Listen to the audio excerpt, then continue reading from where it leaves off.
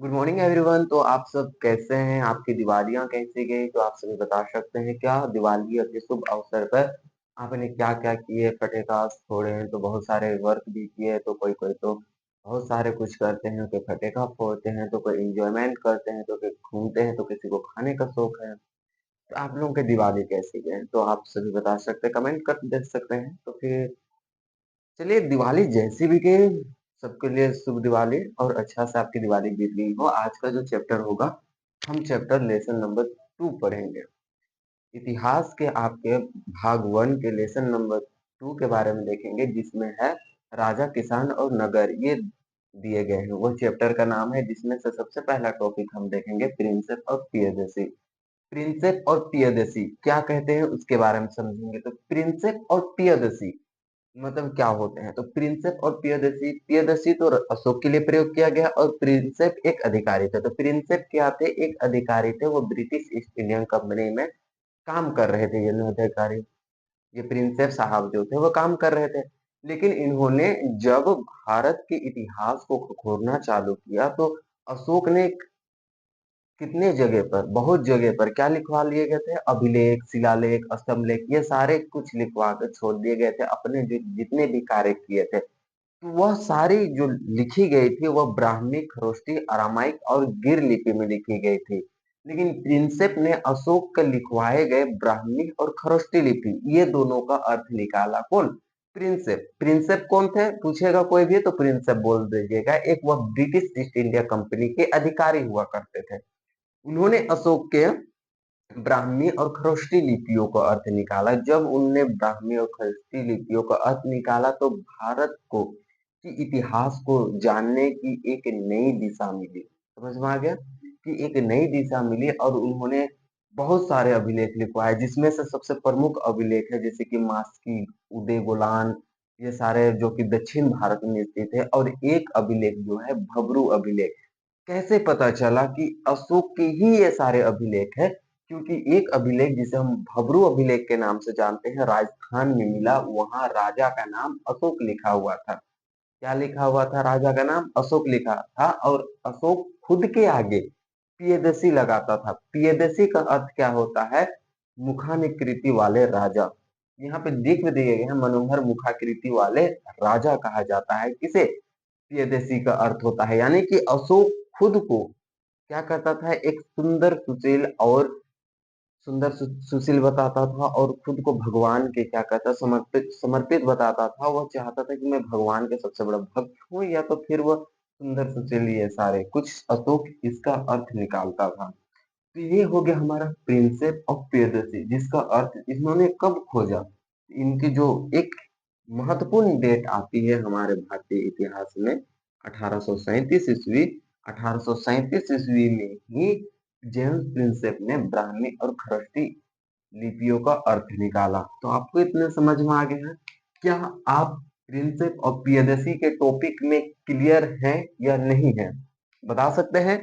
यदि आप क्लियर हैं तो कमेंट में हाँ कीजिए, नहीं है तो फिर हम एक बार फिर से शॉर्ट में बता देते हैं। प्रिंसेप एक ब्रिटिश ईस्ट इंडिया कंपनी के अधिकारी थे, जिन्होंने अशोक के ब्राह्मी और खरोष्टी लिपियों का अर्थ निकाला, जो कि अभिलेख में लिखे हुए थे, अशोक के द्वारा लिखवाए गए थे। अशोक ने भी इसके जगह जगह पे लिखवाए गए, जिसमें भब्रू अभिलेख प्रमुख है, जिसमें बौद्ध धर्म के त्रिरत्न की चर्चा है। साथ ही साथ अशोक का नाम राजा लिखा हुआ है ये भब्रू अभिलेख में। इतने समझ में आए? ये टॉपिक आई होप आप लोगों के क्लियर हो चुके होंगे।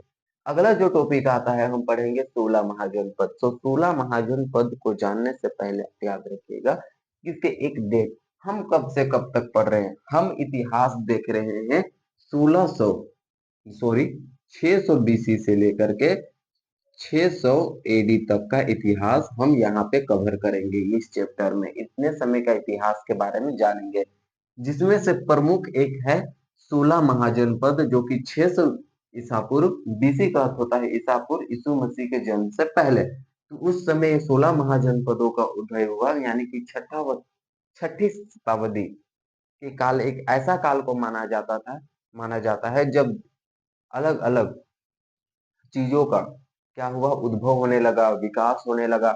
या तो हम सीधे शॉर्ट तरीके में तर्क संगत के रूप में कह सकते हैं कि 16 महाजनपद यानी कि 600 बीसी के जो काल था उसे एक महत्वपूर्ण परिवर्तन का युग माना जाता है। परिवर्तन यानी कि बहुत सारे परिवर्तन हुए। अशोक में 16 महाजनपद का विकास हुआ, सिक्के का प्रचलन बढ़ते चला गया, लोहे का विकास देखने को मिलता है, सारे यहाँ पे लिखा गया है। आरंभिक राज्य और नगर के उदय होने लगे, जगह जगह पे नगर बनने लगे, राज्य बनने लगे। फिर क्या हुआ कि लोहे का बढ़ता प्रयोग यानी कि लोहे की क्या होगी प्रचलन बढ़ने लगी, क्योंकि हम जानते हैं लोहे की खोज जो हो चुकी थी वह 1000 बीसी में हो चुकी थी, 1000 बीसी में हो चुके थे। अब 600 बीसी तक आते आते क्या हो गए कि अब लोहा का विकास भी देखने को मिलता है। यहाँ पे लोहे का प्रचलन बहुत, लोहे का लोहे से बहुत सारे उपकरण बनाए जाने लगे। तो इसी को हम क्या कहते हैं कि 16 महाजनपद में से सबसे पहला महत्वपूर्ण जो विकास देखने को मिलता है वह लोहे का विकास देखने को मिलता है। सिक्का का विकास, तो सिक्का का विकास भी देखिए, जितने भी राजा है वो अपने इतिहास को एक रोचक बनाने के लिए जगह जगह पर मतलब उसको प्रचलित करने के लिए, या तो कई भी प्रमुख राजवंश ऐसे हैं जिनकी इतिहास की जानकारी हमें अभिलेख और सिक्कों से ही प्राप्त होती है। कुषाण शासक ने अपने जितने भी कार्य किए वह सिक्के और अभिलेख के माध्यम से ही दर्शाए हैं। तो सिक्कों का भी विकास एक महत्वपूर्ण विकास देखने को मिलता है। और सबसे महत्वपूर्ण जो है 600 ईस्वी में बौद्ध और जैन धर्म, ये दो धर्मों का धार्मिक विचारों का आदान प्रदान होने लगा। इन लोगों के धार्मिक विचार उच्च होते गए, बड़े होते गए, यानी कि उच्च या बड़े नहीं कर सकते हैं तो विकास कर दीजिए, साधारण सिंपल भाषा में विकास होने लगा। अब महत्व देने लगे। बहुत सारे धर्मों का उदय हुआ था, जैसे कि लिंगायत धर्म हो गया, शैव धर्म हो गया, वैष्णव धर्म हो गया, इसको बाद में पढ़ेंगे लिंगायत शैव वैष्णव धर्म को। बौद्ध धर्म हो गया, जैन धर्म हो गया, जिसमें से सबसे प्रमुख जो निकला, सबसे सर्वाधिक विकास देखने को मिलता है 600 बीसी में, वो थे जैन और बौद्ध धर्म। ये दो धर्मों के जो संस्थापक थे, बौद्ध धर्म के संस्थापक महात्मा बुद्ध को माना जाता है, और जैन धर्म के संस्थापक जो माना जाता है वह वास्तविक संस्थापक के रूप में माना जाता है महावीर स्वामी को। यानी कि वास्तविक संस्थापक के रूप में किसे माना जाता है? महावीर स्वामी को माना जाता है जैन धर्म के। तो इस तरह से इनके विकास देखने को मिलते हैं। 16 महाजन पदों का विकास जो हुआ, 16 महाजन पद, तो महाजन पद कैसे बना? कोई भी चीज बनता है, कोई भी चीज बनता है तो सबसे पहले उसकी निचली सीढ़ी क्या होती है? तो मान के चलिए एक बहुत बड़ा शहर बनता है, उससे पहले क्या वो कस्बा नहीं होगा? कस्बा के बाद गांव होगा, गांव के बाद ही तो शहर होगा। ठीक उसी प्रकार महाजनपद भी पहले एक कस्बा हुआ करती थी, जो कि इस तरह से आपको हम समझा देते हैं कि बीच में हम छोटे से बिंदु देखे हैं कि वो क्या हुआ करते थे, छोटे से बिंदु गांव थे। तो यहाँ पे गांव, गांव से बड़ा होता है कस्बा। ठीक है?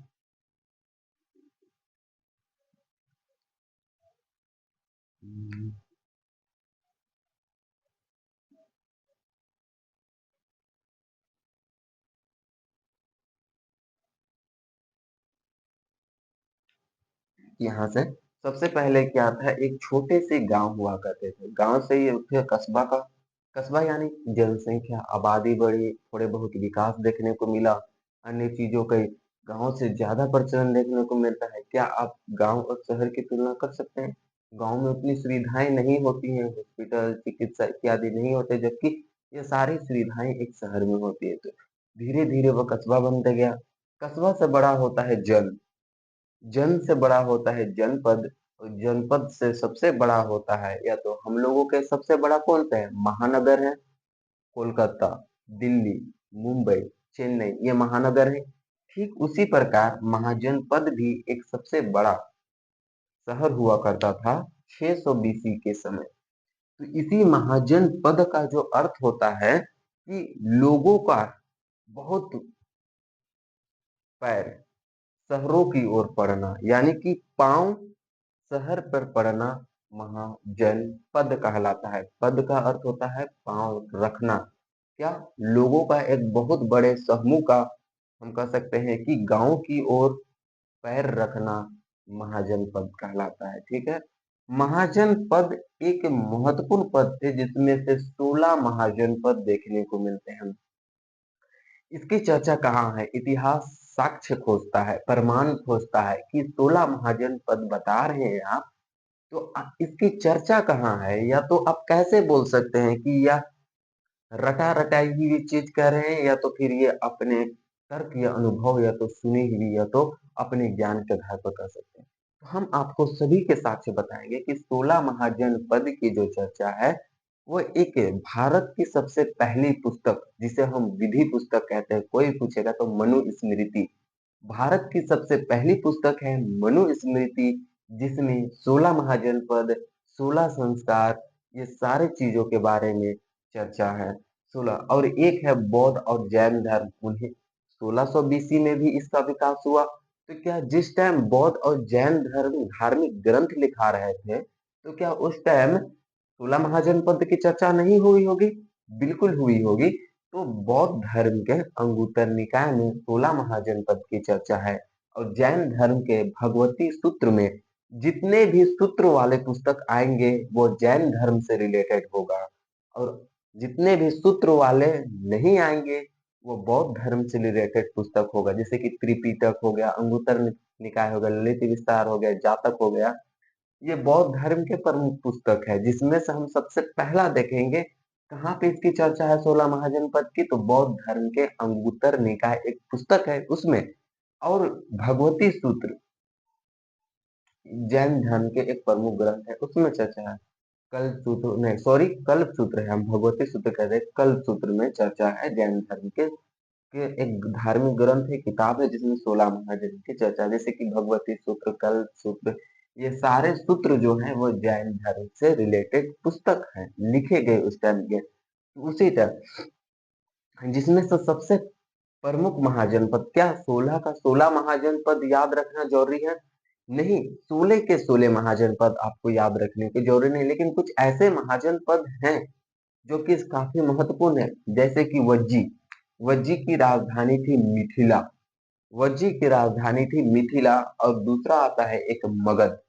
मगध सबसे शक्तिशाली साम्राज्य हुआ करता था। 16 महाजनपद में सबसे शक्तिशाली महाजनपद मगध महाजनपद, जो कि अभी वर्तमान में पटना के नाम से जाना जाता है। मगध को अभी पटना के, इसकी राजधानी थी राजगृह। प्रारंभिक राजधानी मगध की राजगृह थी। वर्तमान में जो राजधानी या तो बाद की राजधानी जो होगी, वर्तमान में नहीं फिर बाद में जो राजधानी होगी वह पाटलिपुत्र होगी, और अभी वर्तमान की राजधानी जो है वह पटना है।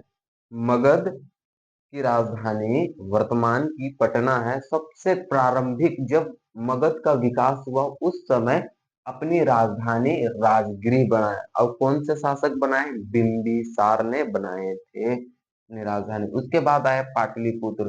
तो बिंबिसार ने भारत के प्रथम शासक थे जो कि मगध से रहते बिलोंग करते थे।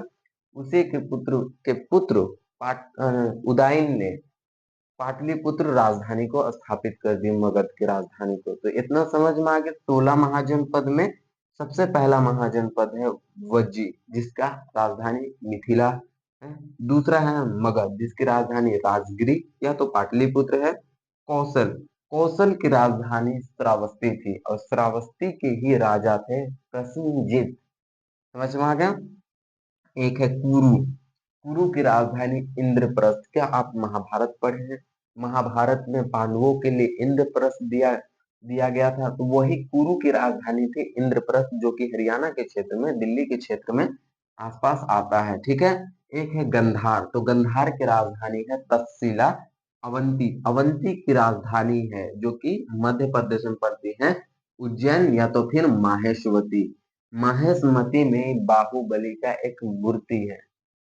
मूवी देखे हैं बाहुबली? अमरेंद्र बाहुबली यानी कि मैं, और शिवगामी देवी माहेश्वती, यह थे। तो माहेश्वती कुछ नहीं थी, यह एक अवंती की राजधानी थी। अवंती की राजधानी थी जो कि मध्य प्रदेश में पड़ता है, और उसमें एक मूर्ति है बाहुबली की मूर्ति, मंदिर भी बाहुबली के नाम से जाना जाता है। तो वही थी एक। अगला जो आता है अंग। क्या आपने महाभारत देखे? उसमें अंगराज कर्ण, अंगराज कर्ण कहाँ के थे? अंग प्रदेश के राजा थे, अंग प्रदेश के राजा थे जिनकी राजधानी चंपा थी। एक है कंबोज और एक है गंधार। ये दोनों भारत के बाहर थे। गंधार की राजधानी थी तक्षशिला और कंबोज की राजधानी थी हाटक। समझ में आ गया। अब हम समझेंगे कि 16 महाजनपद का विकास कैसे हुआ, जिसमें से प्रमुख महाजनपद कौन थे, इसका विकास कब हुआ और क्यों हुआ। इसका आंसर आपको मिल चुके हैं, इसका आप समझा चुके हैं। क्योंकि विकास 16 महाजन विकास क्यों हुआ, क्यों क्वेश्चन पूछे जाएगा। हमेशा एग्जामिनर तीन ही क्वेश्चन पूछेगा, क्यों, कब, कैसे। कैसे, ऐसे, सिक्कों का विकास, लोहे का विकास, इस कारण से इस तरह से ये कैसे है। और क्यों में भी यही आ जाएगा, क्योंकि ये सारे चीज का विकास देखने को मिला तो महाजनपद का भी विकास हुआ। और कब हुआ, तो 600 बीसी में हुआ कि नहीं। तो याद रखिएगा इंपॉर्टेंट डेट्स हैं। 600 से बीसी से लेकर के 600 एडी तक के इतिहास पढ़ेंगे। अब हम पढ़ेंगे कि महाजन पद की कार्यशैली, वहां के रहन सहन, खान पान से लेकर के सारे कुछ के बारे में जानेंगे। तो अपने महाजन पद की अपनी एक राजधानी हुआ करती थी, जैसे कि राजधानी पढ़ाए। महाजन पद की एक अपनी राजधानी हुआ करती थी, वहां पे राजा का शासन हुआ करता था। राजा के सामने नौकर चाकर शाही घराने के रहते थे। गणिकाएं रहते थे। गणिकाएं किसे कहते थे, जो कि गाना उना गाते थे उन्हें गणिका कहते थे। तो वो सारे कुछ रहते थे, उनके सेवा में कार्य करत रहते थे। मंत्री होते थे, मंत्री पद हुआ करते थे। तो ये सारे प्रशासनिक सुधार के लिए, सेना का नेतृत्व करने के लिए क्या हुआ करते थे, सेनापति हुआ करते थे। राजधानी किले से घिरा हुआ रहता था, किला से बंद हुआ रहता था। बाहर के बाउंड्री जो देते हैं ना, घेराव कहते हैं, वही को किला कहा जाता था, दुर्ग। उससे राजधानी पूरी तरह से घिरी हुई रहती थी। राजधानी तो हम मगध पढ़ाएंगे उस टाइम बताएंगे। तो ये पूरे तरह से घिरी हुई रहते थे। तो इस तरह से क्या होते थे कि महाजनपद के बाहरी वातावरण से लेकर के अंदर के वातावरण तक के बारे में बताया। अब आगे आता है राजा का कार्य, देखेंगे कि राजा का क्या कार्य होता है। कि आज देखिएगा, आज प्रधानमंत्री है मोदी, उन्होंने मतलब जो कि वित्त मंत्री है निर्मला सीतारमन, आज कितने परसेंट जीएसटी लगाए, 18% जीएसटी। जीएसटी यानी कि goods and service tax. GST का full form goods and service tax होता है।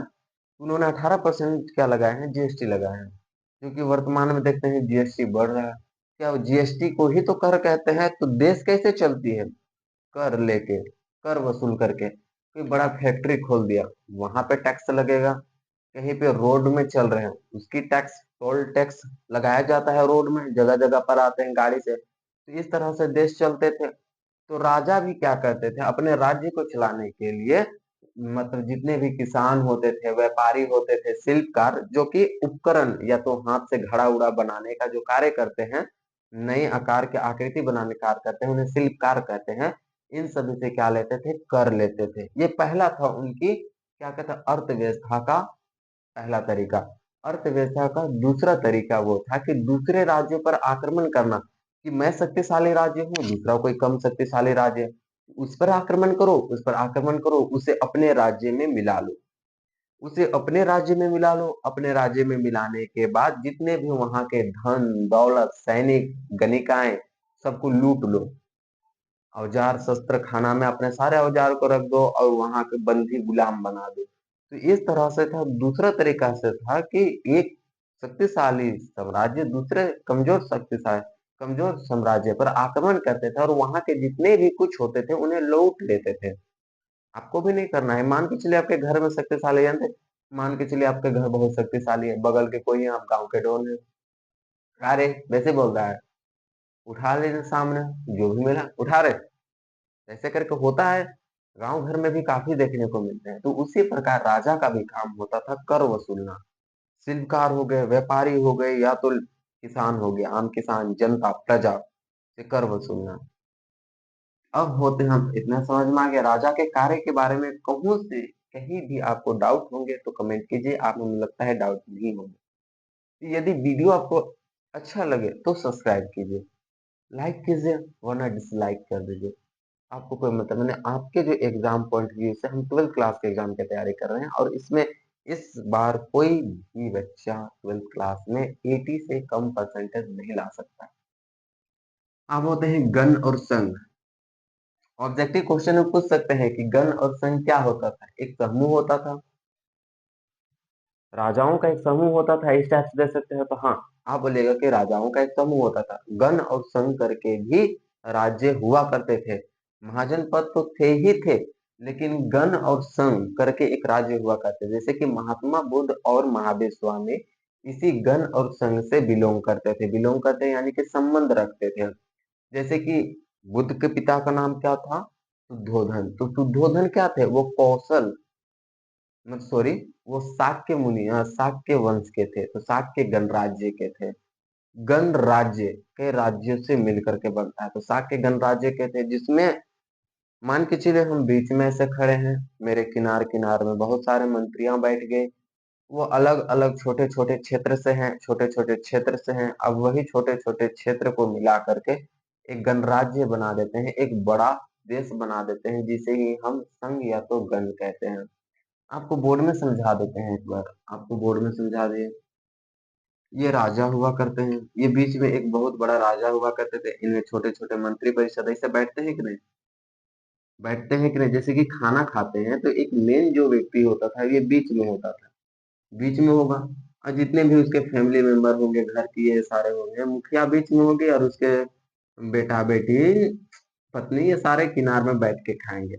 तो राजा भी ठीक इसी प्रकार क्या होते थे, बीच में बैठते थे। और जितने भी छोटे छोटे क्षेत्र के राजा थे, वो किनार में अपना सिंहासन में बैठा करते थे। जितने भी फैसला होते थे, जितने भी मुद्दे होते थे, जितने भी समझौते होते थे, ये सभी के सहमति के आधार पर ही होते थे। एक के सहमति के आधार पर नहीं होंगे। जैसे कि अभी वीटो पावर 5 देशों को मिला है यूएनओ में, तो वे सभी के सहमति के आधार पर ही हो सकता है। तो ठीक उसी प्रकार यहाँ भी सभी के सहमति के आधार पर हुआ करता था। ये सारे जो छोटे छोटे राज्य होते थे, वह एक किसी राज्य का मतदान करते थे, चुनाव करते थे किसी राजा का, और उसे मेन राजा, नेतृत्व करने वाला राजा और शक्तिशाली व्यक्ति को एक मेन राजा बना दिया करते थे, और बीच में छोटे छोटे। लेकिन निष्कर्ष जो निकलता है, वो निष्कर्ष क्या निकलता है? इससे निष्कर्ष निकलता है कि यहाँ पे राजा तो एक हुआ करते थे, जो कि छोटे छोटे क्षेत्र से ही बनाया करते थे। लेकिन ये सारे समझौते, फैसले, मुकदमा जो होते थे, वो सभी व्यक्ति मिलकर लेते थे। वह केवल राजा ही नहीं ले सकते थे। उसी को हम क्या कहते हैं? गण तथा संघ कहते हैं। जो कि महात्मा बुद्ध और महावीर स्वामी इन्हीं गण और संघ से रहते थे। महात्मा बुद्ध को कौन से कबीले से बिलोंग करते हैं, ऐसा क्वेश्चन पूछेगा तो आप बोलिएगा शाक्य कबीला। शाक्य गणराज्य के शुद्धोधन के पुत्र थे महात्मा बुद्ध, जो हम बुद्ध की जीवनी पढ़ाएंगे उस टाइम पढ़ाएंगे। अगला है हमारा मगध महाजनपद। यहाँ पे पढ़ा है मगध महाजनपद सबसे शक्तिशाली महाजनपद में से एक पद होता था, जिसमें हम किसी का कौन से पद कहते हैं? मगध महाजनपद के नाम से जानते थे। इसके शक्तिशाली होने के क्या कारण है? कि आपके शक्तिशाली, आपके इतने होनहार होने के क्या कारण है? हो सकते हैं आप इतने पढ़े लिखे हैं, आप इतने जानकार हैं। आपको पढ़ना नहीं है, समझना है, जानना है। आपको ज्यादा कोई दिक्कत नहीं है। आप क्यों है होनहार? आप पढ़ते हैं, समय से उठते हैं, समय से खाते हैं, समय से सब कुछ करते हैं, समय से स्कूल जाते हैं, इसलिए तो आप सबसे इंटेलिजेंट बॉय है तो गर्ल्स है। यही आपका कारण है। तो मगध का क्या कारण है शक्तिशाली होने का? क्योंकि मगध के बारे में देखा जाए तो मगध जो है, यहाँ पे छोटा सा हम मैप के माध्यम से आपको समाज समझा रहे हैं। मगध जो है, ये उत्तर भारत में यहाँ पे था मगध, जहाँ पे गंगा नदी, नीचे से गंगा नदी, ऊपर से ब्रह्मपुत्र नदी, ये दोनों नदी आया करते थे। अरे ये हर एक साल अपने साथ नए नए मिट्टियों को लेके आते, नए नए खादर मिट्टी को लेके आते, जलोढ़ मिट्टी को लेके आते। इसलिए यहाँ पे खेती भी बहुत ही अच्छा होती थी। वहां पे लोगों को खाने के लिए कोई टेंशन नहीं था, आराम से वो एक साल में खेती करते आराम से। दूसरा तो था लोहे का प्रचलन है, लोहे की खोज हो गई। लोहे का खोज हो गई। अब लोहे से तरह तरह के उपकरण, युद्ध लड़ने के लिए क्या चाहिए? हथियार चाहिए। पहले आया लकड़ी से बनाया जाता था तीर, अब लोहा से बनाया जाने लगा। भाला, चाकू, तलवार, ये सारे बैलगाड़ी के जो चक्के पहिए, रथ के पहिए क्या सब सॉरी बनाए जाने लगा, लोहे से बनाए जाने लगा। तो क्या ये कारण नहीं हो सकते हैं मगध महाजनपद के शक्तिशाली होने के? आप बोलेंगे बिल्कुल हो सकते हैं, लोहे का प्रचलन था भाई, ऊपर में था, गंगा नदी, ब्रह्मपुत्र नदी आ रहा था, वहां पे खेती बहुत अच्छे होंगे। जहाँ पे खेती होगी, खाने के लिए टेंशन नहीं, लड़ने के लिए, हथियार के लिए टेंशन नहीं, एकदम खाना पीना लड़ाई करने के लिए कोई टेंशन नहीं। साथ ही साथ यह मगध जो महाजनपद है, जो कि वर्तमान में बिहार के नाम से जाना जाता है, बिहार और झारखंड पहले एक ही था। झारखंड झार झाड़ियों का देश, राज्य बिहार, जहाँ पे हाथी काफी आसानी से मिल जाते थे, पकड़ ले आते थे। अब लड़ाई करने के लिए हाथी का कद कद की मायने रखता है। एक 2 फुट का व्यक्ति और 5 फुट का व्यक्ति, लड़ने में जीतेगा कौन? 5 फुट का व्यक्ति उठाएगा इसे, क्या बोलता रहा, हाइट में आके तो बात करना। यही होता है कि हाथी इतना ऊंचा होता था कि वो घोड़े के मुकाबले काफी, भाला पकड़े, साइड हो, ऐसे ऐसे घोपते घोपते पार हो गया। तो इसलिए हम कह सकते हैं कि हाथी भी बहुत अच्छे मिलते थे। ये भी कारण हो सकते हैं मगध महाजनपद के शक्तिशाली होने के। लोहे का प्रचलन, खेती की उपज, हाथी का काफी भारी मात्रा में मिल जाना, ये हो सकते हैं। उसके बाद है आसानी से हाथी की उपलब्धता, ये सारे समझ में आ गए। उसके गंगा और इसकी उपनदी, जैसे कि यहाँ पे गंगा नदी बहती है और इसके सामने कितने बहुत सारे उपनदियां हैं, इसके सारे बहुत सारे उपनदियां हैं, तो इनके क्या होते थे कि, एक मिनट सॉरी,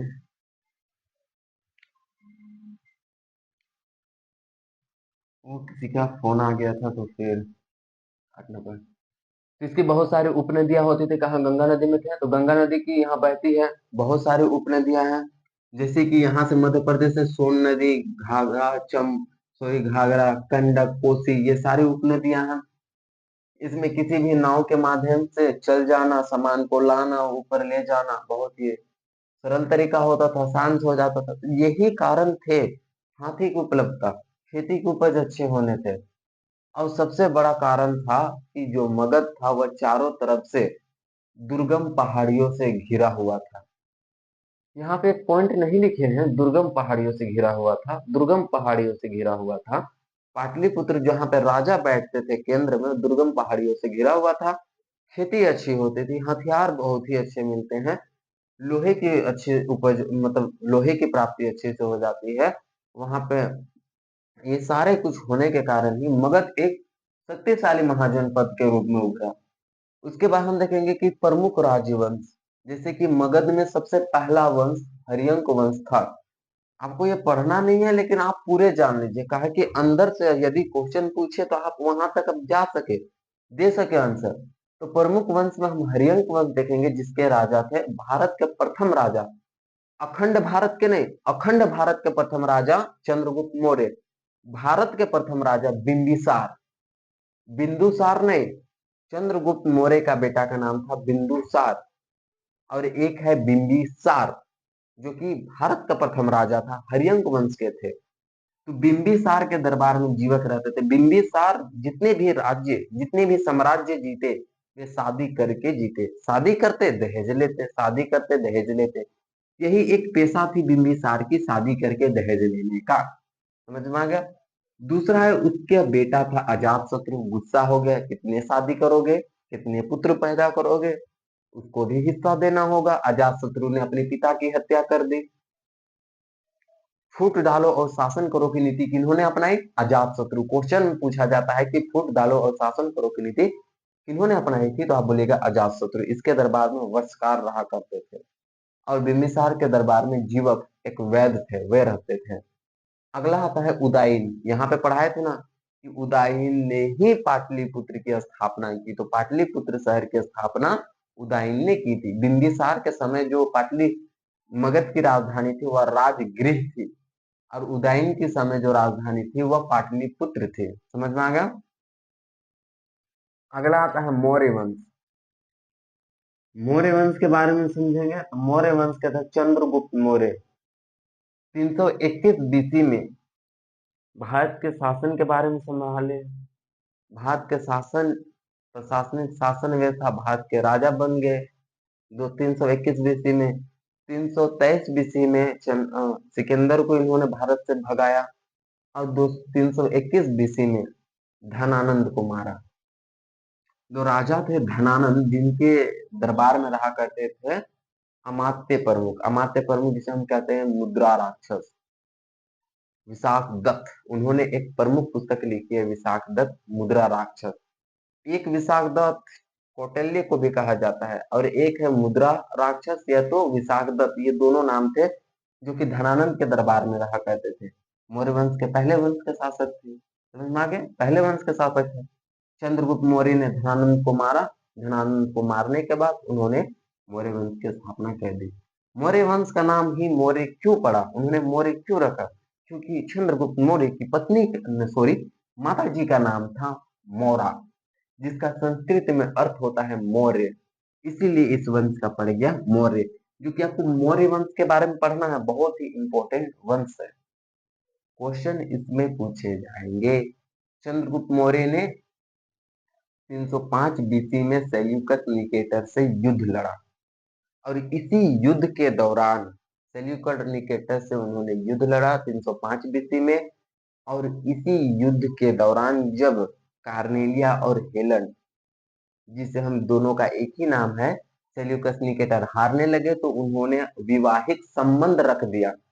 अब क्या करे भाई, हार रहे हैं। अब लड़की को आगे कर दिया, बीच मैदान में खोल के खड़ा होगी लड़की। चंद्रगुप्त मौर्य देख के पिघल गए। विवाहिक संबंध का न्योता दे रहे हैं तो इन्होंने अपनाने के लिए क्या मना करेंगे? महिला बुलाए और जाने का नहीं। चंद्रगुप्त मौर्य ने क्या किया कि उन्होंने विवाहित प्रस्ताव स्वीकार कर लिया। सेल्यूकस निकेटर यहाँ बच गए, मरते मरते बचे। अब वह मन मरते मरते बचे तो वही उनकी सेल्यूकस निकेटर की पुत्री का नाम था कार्नेलिया या तो हेलन।